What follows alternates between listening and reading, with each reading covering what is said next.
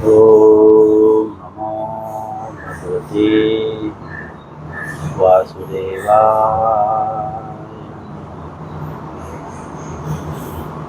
ओम नमो भगवते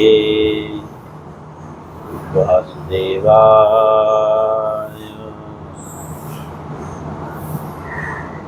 ओम नमो भगवते वासुदेवाय।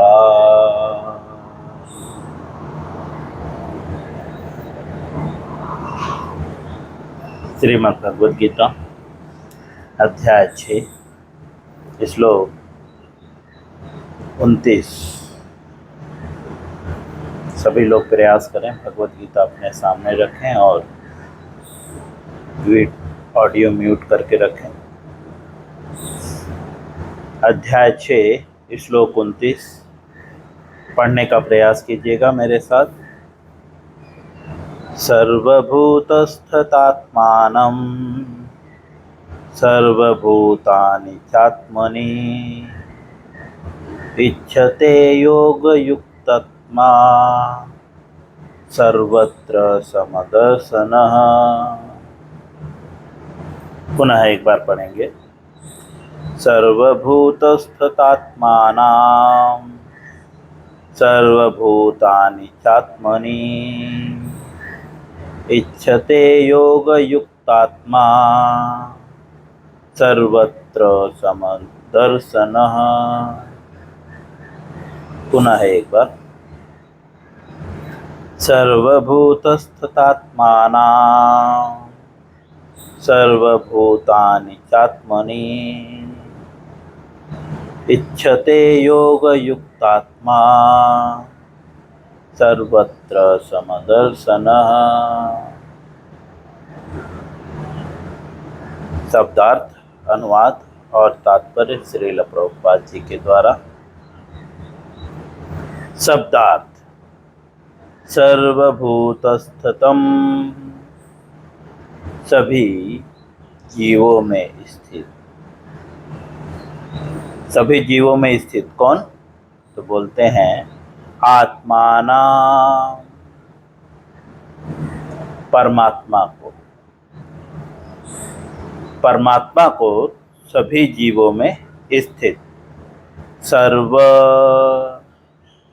सभी, भूतानि जीवों को, च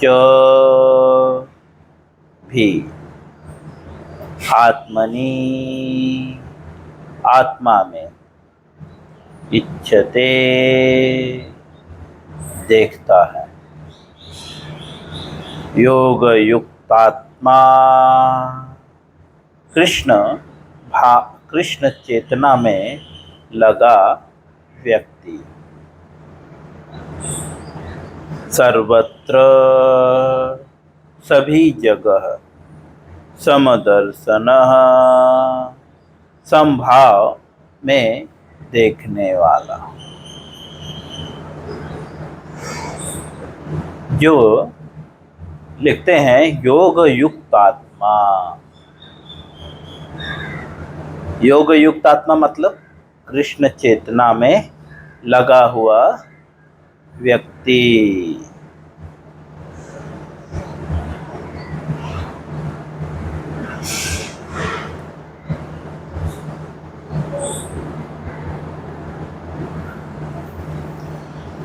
कृष्ण चेतना में मतलब हम लोग जो अभ्यास कर रहे हैं, जिसकी चेतना, जैसे लोगों की चेतना है पैसे कमाने की, या बहुत सारे इंद्रिय भोग करने की, परिवार को पालन पोषण करने की। अभी हमारी ये चेतना है, मैं ये शरीर हूँ, ये शरीर से संबंधित सारी वस्तुएं मेरी है।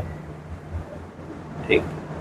तो ये चेतना न होकर जिसकी चेतना कृष्ण में लगा हो, ऐसा व्यक्ति जो है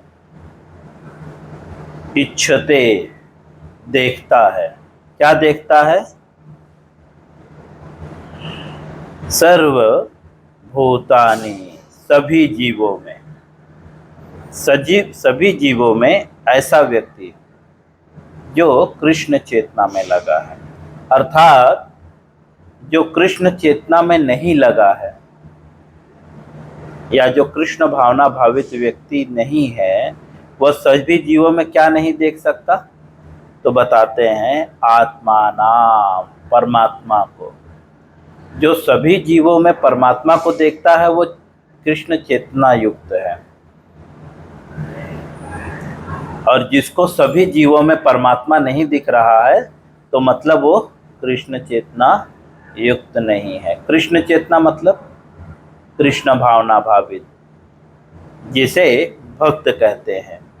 हम कहते हैं ना हम कृष्ण भक्त हैं, तो यहाँ पे बता रहे हैं जो कृष्ण भक्त होता है वह सभी जीवों में किसको देखता है? परमात्मा को। सर्वभूतस्थतम, सभी जीवों में स्थित परमात्मा को देखता है। सिर्फ बोलता नहीं है कि सभी जीवों में आत्मा है। हमें दिख रहा है क्या? हमें तो हमारी ही आत्मा नहीं दिख रही है, दूसरे की आत्मा क्या देखेंगे?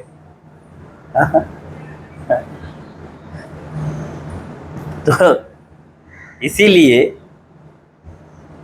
आत्म साक्षात्कार के लिए योग पद्धति का वर्णन है। आत्म साक्षात्कार मतलब सेल्फ रियलाइजेशन, पहले स्वयं को जानो।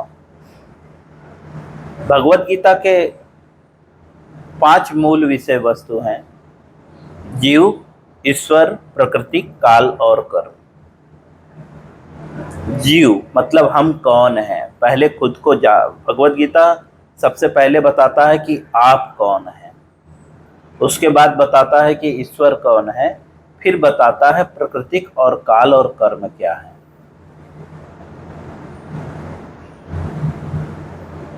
चलिए अनुवाद में प्रवेश करेंगे। वास्तविक योगी मतलब जो योग में युक्त है वह आत्मा को योगी कहते हैं। आत्मा मतलब जैसा कि हम इसी भगवत गीता में इसके पूर्व पढ़ चुके हैं, आत्मा शब्द कभी कभी शरीर के लिए भी, मन के लिए भी और आत्मा के लिए भी प्रयोग किया जाता है। पढ़ चुके हैं, याद है किसी को?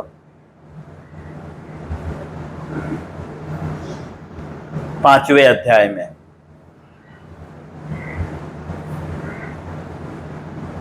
कुछ बोल रहे हैं राम?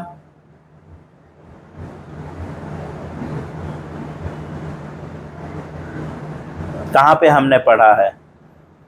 आत्मा शब्द शरीर के लिए और मन के लिए भी और एक्चुअल आत्मा के लिए भी प्रयोग किया जाता है। तो यहाँ पे जो है आत्मा नाम तो व्यक्ति को संबोधित कर रहे हैं। तो जो वास्तविक योगी है अर्थात जो योग में युक्त है, जो योग अभ्यास कर रहा है और योग अभ्यास करते हुए उसमें युक्त, योग का अर्थ क्या है इसी अध्याय के 3 श्लोक में बताया गया है ना? ईश्वर के साथ युक्त होने की विधि को योग कहते हैं, है ना? और जो योग को करता है उसे योगी कहते हैं। तो जो वास्तविक योगी है अर्थात जो कृष्ण चेतना में लगा हुआ व्यक्ति है, अर्थात जो खुद को कृष्ण भक्त बोलता है, हम कृष्ण भक्त हैं, उसकी स्थिति क्या होती है कि वो जीवों में मुझको तथा मुझ में समस्त जीवों को देखता है। अर्थात वो हर जगह जो है परमात्मा को ही देखता है, और जिसको ऐसा प्रतीत नहीं होता, ऐसा दिखाई नहीं देता, तो वह व्यक्ति जो है कृष्ण भावनामृत नहीं है। यह स्पष्ट रूप से यहाँ पे क्लियर कर रहे हैं, क्योंकि जो कृष्ण भावना भावित व्यक्ति है, जो स्वयं को कृष्ण भक्त बोल रहा है, वह जो है, हम कृष्ण भक्ति का अभ्यास कर रहे हैं, है ना। अभी हम अभ्यास कर रहे हैं, भक्त नहीं है। क्योंकि भक्त के लक्षण क्या है? व्यक्तिगत लाभ की आकांक्षाओं से रहित भगवान की प्रेम पूर्वक सेवा करना, यह भक्ति के लक्षण है। और जो व्यक्तिगत लाभ की आकांक्षाओं से रहित होता है, वही व्यक्ति प्रत्येक जीवों में परमात्मा को देख सकता है और परमात्मा में प्रत्येक जीवों को देख सकता है। आगे लिखते हैं, निस्संदेह स्वरूप सिद्ध व्यक्ति मुझे परमेश्वर को सर्वत्र देखता है। भगवान और स्पष्ट कर रहे हैं कि निस्संदेह, कोई भी कंफ्यूजन नहीं है। स्वरूप सिद्ध व्यक्ति, स्वरूप सिद्ध व्यक्ति मतलब जो अपने वास्तविक स्वरूप को जानता है, वह व्यक्ति मुझे परमेश्वर को सर्वत्र देखता है। सिर्फ बोलता नहीं है, देखता है। लाइक दिस, जैसे राधा रास बिहारी। तो अभी हम राधा रास बिहारी को सिर्फ मंदिर में देख रहे हैं ना, लेकिन जब हम स्वरूप सिद्ध हो जाएंगे, अर्थात जब हम वास्तविक में कृष्ण चेतना युक्त हो जाएंगे, तो हर जगह हमें राधा रास बिहारी ही दिखाई देंगे।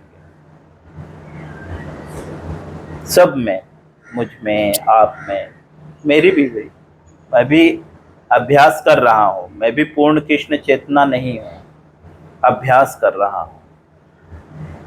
तो इसीलिए सामाजिक भाषा में हम लोगों को भले ही बोलते हैं कि हम कृष्ण भक्त हैं, लेकिन एक्चुअल में रियलिटी क्या है कि अगर हम कृष्ण भक्त होते तो हर जगह हमें कृष्ण दिखाई पड़ते।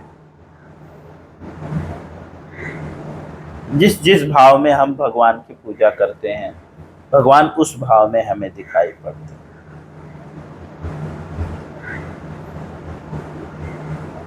वास्तविक योगी कौन है? इसी अध्याय के पहले श्लोक में भगवान बताते हैं, है ना। क्या बताते हैं? वही असली सन्यासी तथा योगी है जो अनासक्त, जो कर्म के प्रति अनासक्त होता है। अनासक्त का मतलब डिटैच होता है, अटैच नहीं होता। कर्म करता है लेकिन उसके प्रति जो है अटैच नहीं होता, अनासक्त होता है, डिटैच होता है। और जो अपने कर्तव्य का पालन करता है, ऐसा नहीं कि लोग क्या सोचते हैं कि डिटैच मतलब कर्तव्य छोड़ देना। लेकिन वास्तविक योगी जो है अपने कर्तव्य का पालन तो करता है, लेकिन उस कर्तव्य के फलों से अटैच नहीं होता। जैसे हम सोचते हैं, हम करते हैं, पढ़ रहे हैं तो परसेंटेज की इच्छा होती है, परसेंटेज में अटैच होते हैं कि पढ़ाई कर रहे हैं तो ये परिणाम आना चाहिए। कुकिंग करते हैं तो स्वाद की इच्छा होती है ना, कि मैंने कुकिंग किया है तो ये स्वाद आना चाहिए, उसमें अटैच है ना। बच्चों में अटैच है, पति में अटैच है, पत्नी में अटैच है, माता पिता में अटैच है। लेकिन जो डिटैच होता है, अनासक्त होता है, बट कर्म करता है, वो अपने कर्तव्य का पालन करता है। कर्तव्य मतलब भगवान ने जो दायित्व दिया है सिर्फ उसका पालन करता है। अगर भगवान ने हमें किसी का पिता बनाया है तो वह अपने पिता धर्म का पालन करता है, लेकिन उससे अटैच नहीं होता। क्यों अटैच नहीं होता? क्योंकि वह यह भली भांति जानता है, भोक्ता राम यज्ञ तपसाम सर्वलोक महेश्वरम। भगवान सारे लोकों के भोक्ता हैं। चलिए, हमारे अंदर ये क्वालिटी तो है नहीं, हम कृष्ण चेतना युक्त हैं नहीं, तो कृष्ण चेतना युक्त अर्थात योगी होने के लिए क्या करना होगा? तो भगवान जो है 6वें अध्याय के दूसरे श्लोक में बताते हैं क्या करना होगा। तो लास्ट का लाइन, 2 श्लोकों में 2 लाइन है, नीचे वाले लाइन में लिखते हैं, न ह्यास संन्यस्त संकल्पो योगी भवति कश्चन। इंद्रिय तृप्ति के लिए इच्छाओं को त्याग बिना कोई भी योगी नहीं बन सकता।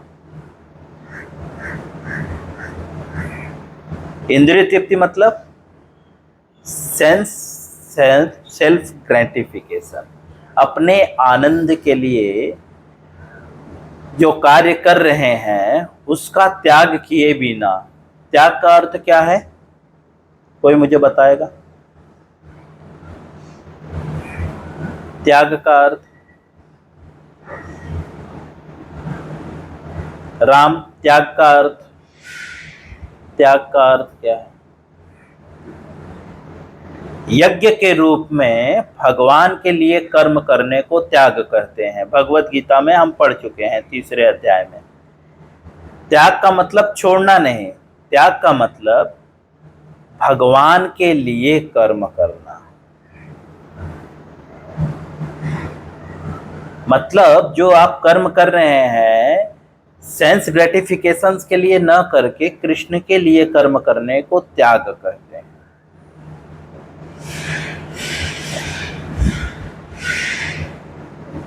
तो यहाँ पे बताते हैं इंद्रिय तृप्ति की इच्छाओं का त्याग किए बिना। इंद्रियां तो इच्छा तो करेंगी लेकिन उसका त्याग करना है, मतलब इंद्रियों को भगवान की सेवा में लगाना है। यह त्याग का वास्तविक अर्थ है। तो बिना लगाए कोई योगी नहीं हो सकता। भाई इंद्रियां ही नहीं रहेंगे, अगर हाथ नहीं रहेगा तो कैसे सेवा करोगे भगवान की? और हाथ में अगर सेंसेस ही नहीं रहेंगे, अगर हाथ की इच्छा है त्याग दोगे तो हाथ उठेगा क्या? और हाथ उठेगा ही नहीं तो सेवा कैसे करोगे? तो इच्छा तो करनी पड़ेगी ना, हाथ उठना चाहिए, है ना। लेकिन ये हाथ किस लिए उठाना है? सेल्फ सेंस ग्रेटिफिकेशंस के लिए नहीं, कृष्ण की सेवा के लिए। हाथ तो उठाना ही पड़ेगा, है ना, खाना ही पड़ेगा, सांस लेना पड़ेगा, देखना पड़ेगा, है ना। जैसे कृष्ण भक्त कोई सुंदर फूल देखता है तो वो क्या सोचता है? भगवान को अर्पित करें। लेकिन हम क्या सोचते हैं? किसी को देने के लिए सोचते हैं या अपने लिए माला बनाने के लिए सोचते हैं, अपने लिए सोचते हैं। मुझे कमल पसंद है, मुझे रोज पसंद है, मुझे चंपा पसंद है, मुझे, ये जो मैं और मेरा, यही जो है जन्म और बंधन का कारण है। समझे? तो भगवत गीता के 6वें अध्याय के दूसरे श्लोक में बताते हैं कि इंद्रिय तृप्ति के लिए इच्छाओं का परित्याग किए बिना कोई भी व्यक्ति योगी नहीं बन सकता। और इंद्रिय तृप्ति के लिए इच्छाएं कब उत्पन्न होती हैं? कोई बताएगा? भगवत गीता 2रे अध्याय के 62वें श्लोक में बताते हैं, ध्यायतो विषयान पुंसान् संगते सुपजायते संगत संजायते काम काम क्रोधो विजायते। इंद्रिय विषयों के चिंतन करने से। लेकिन यहाँ पे किसकी, यहाँ पे चिंतन का विषय क्या बता रहे हैं? कृष्ण चेतना। चेतना और चिंतन में ज्यादा अंतर नहीं है, दोनों एक ही शब्द के 2 रूप हैं। मतलब शब्द 2 हैं लेकिन रूप एक है। सारांश एक ही है लेकिन दो शब्द है, चेतना और चिंतन। चेतना का कार्य चिंतन है, लेकिन ध्यायतो विषयान पुंसा, जब भी हम इंद्रिय विषयों का चिंतन करने लगते हैं तो जो है उसमें आसक्ति उत्पन्न हो जाती है, और इस तरह से जो है हम इंद्रिय तृप्ति के लिए कार्य करने लगते हैं।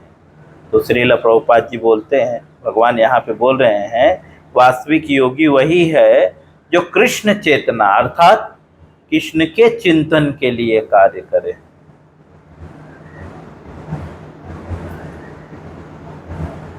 वह योगी, इससे धीरे धीरे हम इंद्रिय विषयों से मुक्त हो जाएंगे। और उसी के लिए जो है भगवान बताते हैं, अर्जुन बोलता है भगवान से कि क्या करना होगा, तो भगवान बताते हैं, तत्विद्धि परिप्रातेन परिप्रश्नेन सेवयः उपदेच्छन्ति ते ज्ञानम ज्ञानिनः तत्त्वदर्शिनः। किस तरह से इंद्रिय तृप्ति के चिंतन से अर्थात ध्यायतो विषयान पुंसान, इंद्रिय तृप्ति के जो इंद्रियों के जो विषय हैं उस वहां से हटाकर किस तरह से हम कृष्ण चेतना में आए, उसके लिए क्या करना होगा, तत्विद्धि परिप्रातेन परिप्रश्नेन सेवया, गुरु के पास जाना होगा। किस प्रकार से जाना होगा, विनीत भाव से। विनीत भाव मतलब चैतन्य महाप्रभु के शब्दों में बोलते हैं, तृणादपि सुनीचेन तरोरिव सहिष्णुना अमानिन मानदेन कीर्तनेय सदा। तीर्ण के समान सरल होकर गुरु के पास जाना होगा। मतलब अगर सपोज गुरु लात भी मार दे,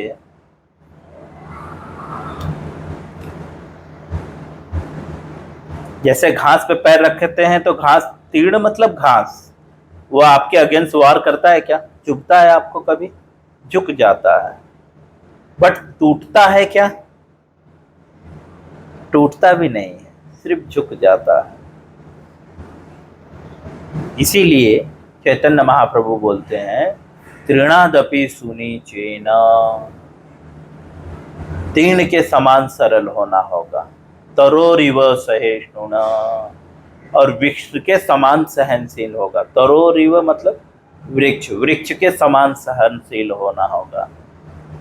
वृक्ष का उदाहरण क्यों देते हैं, वृक्ष को देखिए आप, धूप में भी खड़ा रहता है, ऐसा तो नहीं धूप में बोलता है कि थोड़ा 2 महीना बहुत, जून जुलाई जो है बहुत ज़्यादा गर्मी है तो थोड़ा सा हम शेड के नीचे आ जाते हैं, ऐसा बोलता है, या बारिश में छतरी लगा लेता है, नहीं ना। तरोरिव सहिष्णु, अमानिना मान देना, मतलब जो आपको मान नहीं दे रहा है उसे भी मान देना, उसको भी रिस्पेक्ट देना। मान मतलब रिस्पेक्ट देना। हमें कोई सम्मान नहीं देता तो हम उसका सम्मान नहीं करते, और फिलॉसफी देते हैं कि अगर सम्मान पाना है तो सम्मान देना पड़ेगा। मतलब हम डिजायर रखते हैं कि मुझे सम्मान दोगे तो मैं तुमको सम्मान दूंगा, लेकिन चैतन्य महाप्रभु क्या बोलते हैं, अमानिना मान देना, और तब जाकर पॉसिबल है, क्या पॉसिबल है, कीर्तनेय सदा हरि, तब जाकर सदा हरि का कीर्तन कर सकते हैं। तो लोग बोलते हैं ना, कुछ लोग बोलते हैं भक्त लोग, प्रभु जी दिन रात मेरे मन में कीर्तन चल रहा है, मैं दिन रात मेरे मन में जप चलता रहता है, तो उसकी क्वालिटी क्या है, अमानिना मान देना। लेकिन थोड़ा सा धक्का लग जाता है और किसको ही प्रणाम नहीं करता, बोलते कैसे भक्त है यार, प्रणाम भी नहीं करते, सीनियर जूनियर का कोई रिस्पेक्ट ही नहीं है। और क्या बोलते हैं, प्रभु जी मैं तो हमेशा हरि नाम लेता रहता हूँ, लेकिन उसके लक्षण क्या है, अमानिना मान देना, तरोरिव सहिष्णुना, तृणादपि सुनीतिना, ये लक्षण है उसके।